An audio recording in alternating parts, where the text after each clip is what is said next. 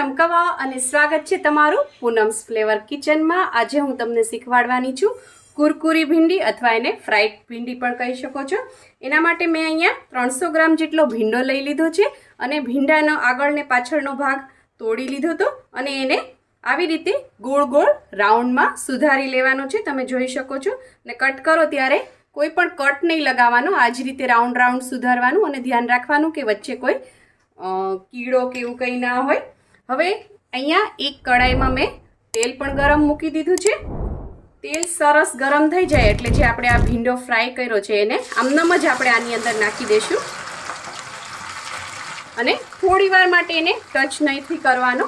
જે થોડા બબલ્સ ઉપર આવે છે એ થોડા ઓછા થઈ જાય પછી તમે અડધી કે 1 મિનિટ જેટલું તમે આને ફ્રાય થવા દેવાનું, પછી આપણે એને ટર્ન કરીશું। ભીંડાને મેં પહેલાં પાણીથી ધોઈ અને ઓલરેડી લૂછી લીધો હતો। મીડિયમ ફ્લેમ રાખવાની છે। હવે તમે આને આ રીતે ટર્ન કરી શકો છો। તમારા ઘણા લોકો એને ચણાનો લોટ પણ માથે નાખીને કોટ કરીને ફ્રાય કરે છે, એ રીતે પણ કરી શકો છો તમે, પણ એનાથી છે એ તેલ બહુ જ ખરાબ થાય છે અને ભીંડાનો જે કલર છે આમાં તમે જોઈ શકો છો ગ્રીન છે, એમાં એઝ ઇટ ઇઝ ગ્રીન નથી રહેતો। આ રીતે તમારે એને હવે મીડિયમ ફ્લેમ ઉપર આપણે થોડી ક્રિસ્પી થાય ત્યાં સુધી હું એને ફ્રાય કરી લઉં। આપણો આ ભીંડો છે એ સરસ ફ્રાય થઈ ગયો છે। આ રીતે તમે જોઈ શકો છો થોડો ગોલ્ડન બ્રાઉન કલરનો થાય ત્યાં સુધી તમારે રાખવાનો અને તમે જે આ રાઉન્ડ કટ કરો એ થોડા મીડિયમ સાઇઝના કટ કરવાના, એકદમ ઝીણા કટ નહીં કરવાના, નહીંતર એકદમ શ્રિંક થઈ જશે। હવે આપણે આને કાઢી લઈએ। આ ફ્રાય થઈ ગઈ છે।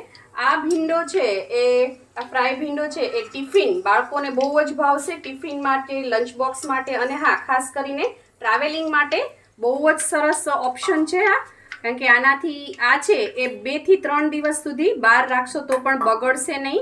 એટલે તમારે ક્યાંક બહાર જવું હોય તો તમે બાળકો માટે પણ આ ભીંડો છે ઘરે બનાવીને રાખી શકો છો। હવે આ ફ્રાય થઈ ગયો છે અને ગરમ ગરમ છે ત્યાં જ હું એની અંદર બધા મસાલા કરી દઉં। હવે આપણે આની અંદર નાખીશું ધાણા જીરું પાવડર, 1 નાની ચમચી લાલ મરચું પાવડર, એ પણ હું અહીંયા 1 ચમચી જેટલું નાખું છું, તમે તમારા સ્વાદ પ્રમાણે નાખી શકો છો। મીઠું નાખીશું આપણે। મીઠું નાખવામાં થોડું ધ્યાન રાખવાનું, પહેલાં ઓછું જ નાખવાનું કારણ કે આપણે આની અંદર નાખીશું ચાટ મસાલા પાવડર। 1 ચમચી ભરીને ચાટ મસાલો નાખું છું હું અને આ બધું સરસ મિક્સ કરી દેવાનું છે। ગરમ છે એટલે હું હાથેથી નથી કરતી, આ રીતે ટેસ્ટમાં બહુ જ સરસ લાગે છે, દાળ ભાત સાથે સરસ લાગે છે અને આ બગડશે નહીં જલ્દીથી। આ લો તૈયાર થઈ ગઈ આપણી મસાલા કુરકુરી ભીંડી। હવે આપણે આને સર્વ કરી લઈએ। સર્વ કરવા માટે મેં અહીંયા રાઈસ લઈ લીધા છે થોડાક। આજે મેં બેઠા ભાત બનાવ્યા છે આ રીતે તપેલીમાં, બહુ સરસ લાગે છે। હવે હું આની અંદર નાખું છું દાળ આ રીતે,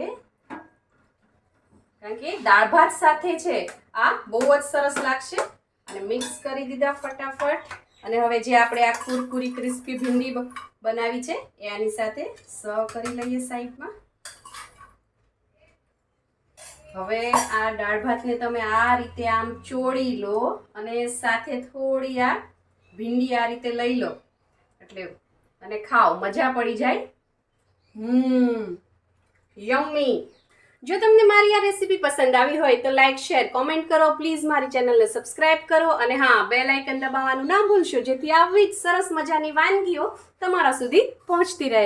થેન્ક યુ, આવજો।